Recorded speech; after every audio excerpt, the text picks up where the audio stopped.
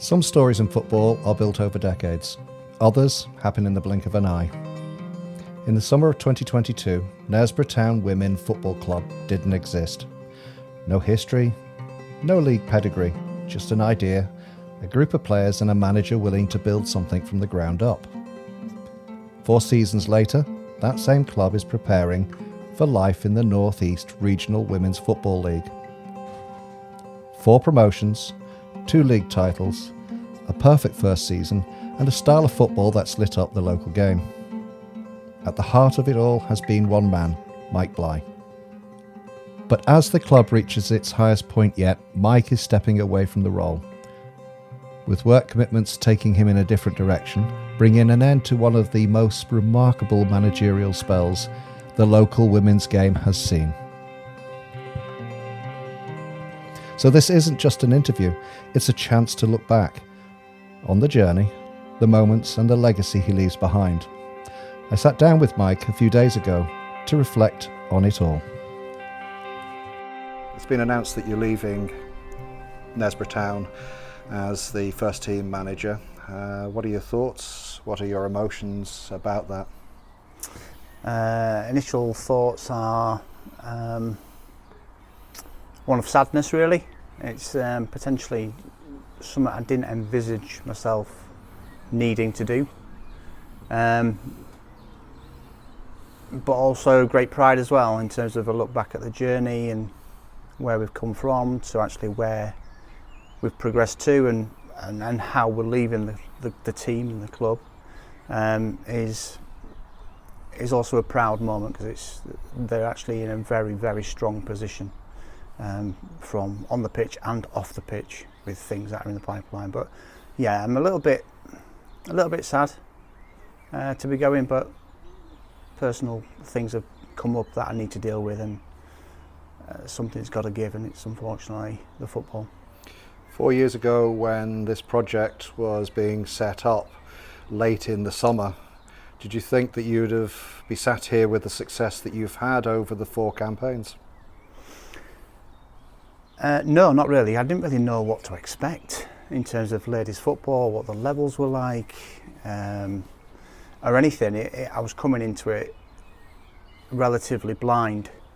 So for us to go on and on and on and be as successful as we have been has been credit to the players that joined us from the first year in 2022, and I consider 80% of that squad are still here.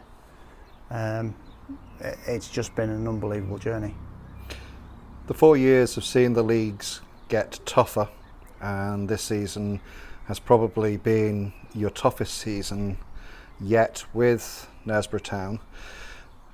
Obviously the first season you went through winning every game and getting promoted as champions. This time you haven't won every game, but you've been nearly perfect. It has been a much more competitive league. How proud are you of the team having achieved promotion under those circumstances? I'm immensely proud of the team.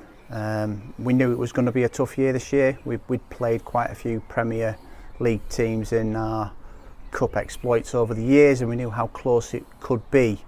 So the games have been tighter. We've not been winning at a canter at all. We've defended resolutely, and we've attacked and scored when we needed to at crucial times. Maybe not as much as we'd like, but we've scored the goals that have mattered and put us in such a strong position. But you know, the girls, this season was a real test for them, because they were actually playing under real pressure.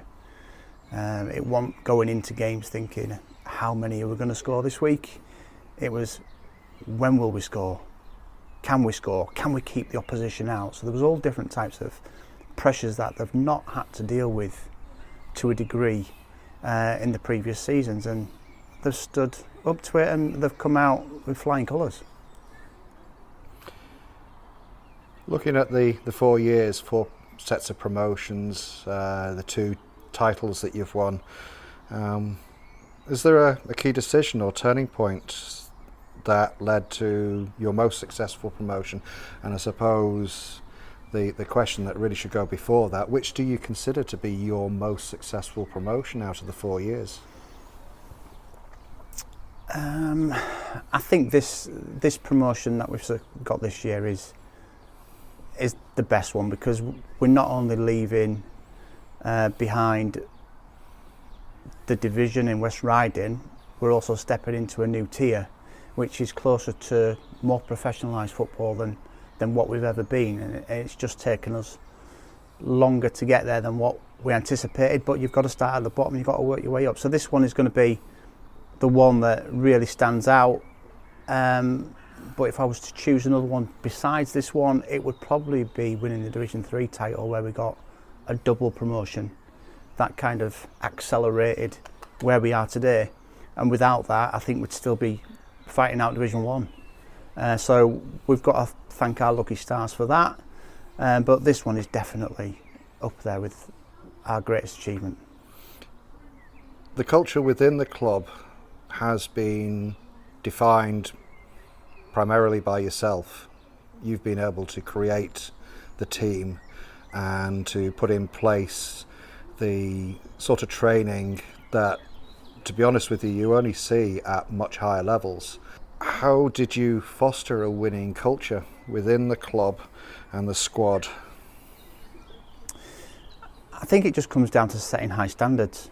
You know, I'm the figurehead of the team, and if my standards slip below a level, then the players think they can go to that same level. It's just keeping the standards extremely high, and from my previous background, it's always been at a high standard, and they've demanded high standards of me, and I now demand high standards of myself. So in the sessions, everything's got to be on point, whether it be the tempo, whether it be the assessment of the touch. It's all got to be planned, but then executed at a good quality.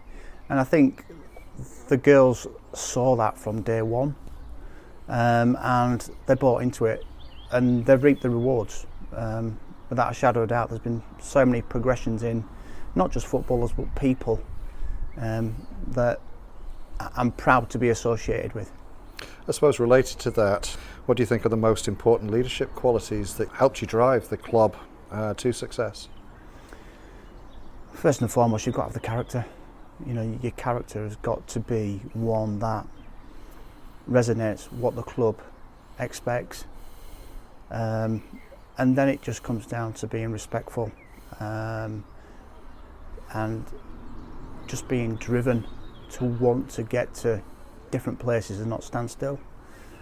I think trying to replicate that over and over again with the same set of players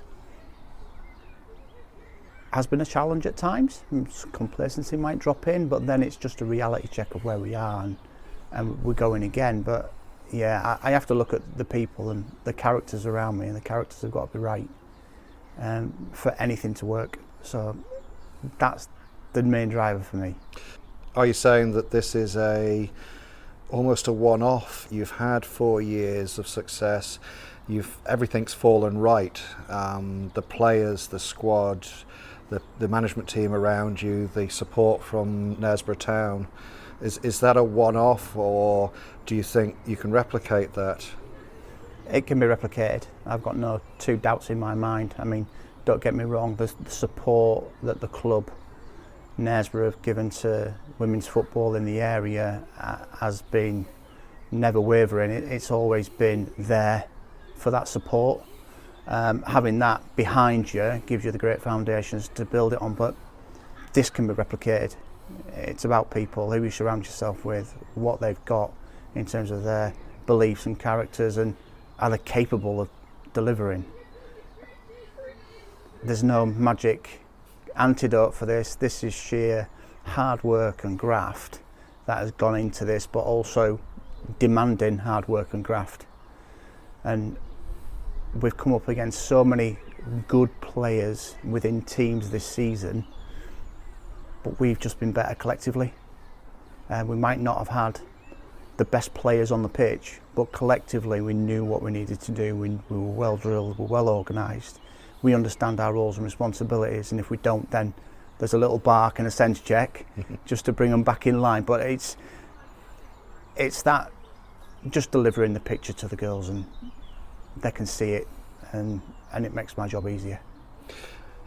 Have you had any setbacks in your 4 years that you've been here? And if so, how did you overcome them? I wouldn't say setbacks. I think setbacks is probably a bit dramatic.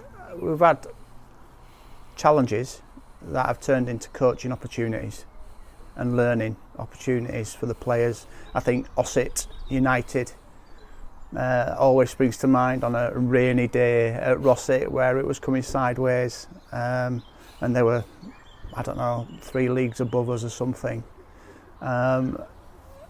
in the County Cup, and it was 2-1 at half time and we were in the game, and then they just took us apart,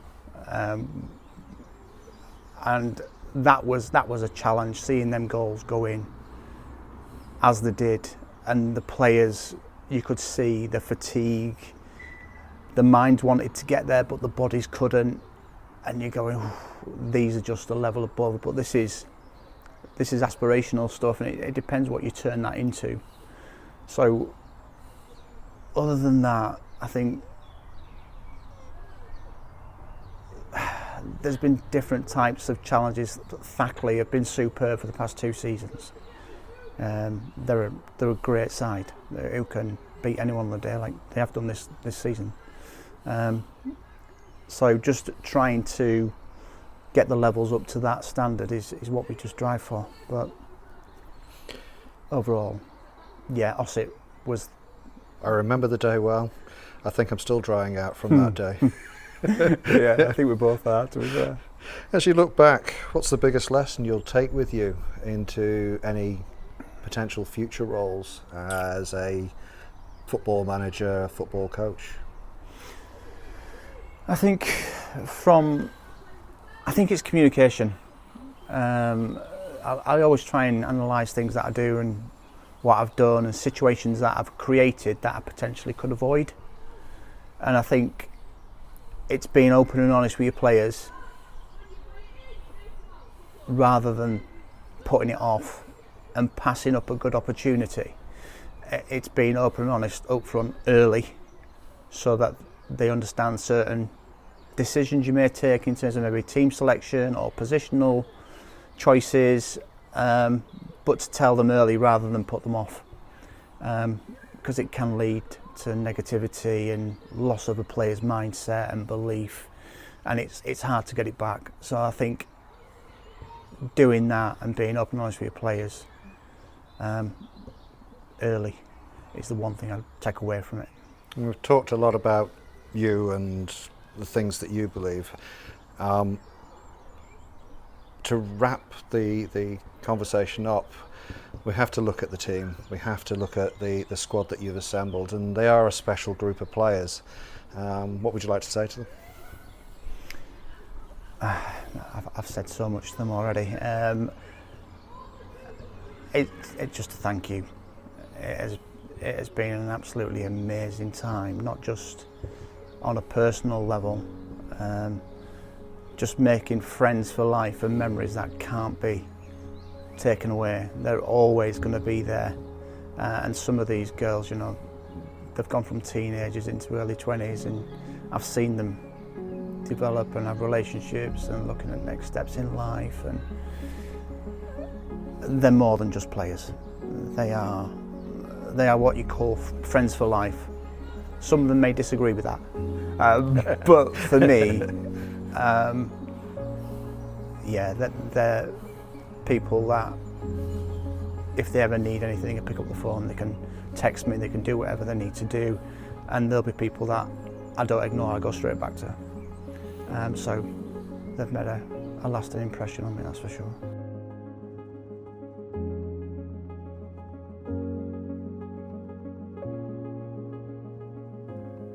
What Mike Bligh and this group of players have achieved is something special. From a brand new side in 2022 to a team now stepping into a higher tier of football. 4 promotions in 4 seasons isn't just success, it's a statement. A perfect first campaign, 2 divisional titles, on the way breaking many records, and a club identity that now has real foundations to build on. Managers often talk about leaving things in a better place than they found them. It's fair to say, this is something far beyond that. The next chapter for Knaresborough Town Women is already written in part, and it's been shaped by everything that's come before. For Mike, it's the end of one journey. For the club, it's just the beginning of the next.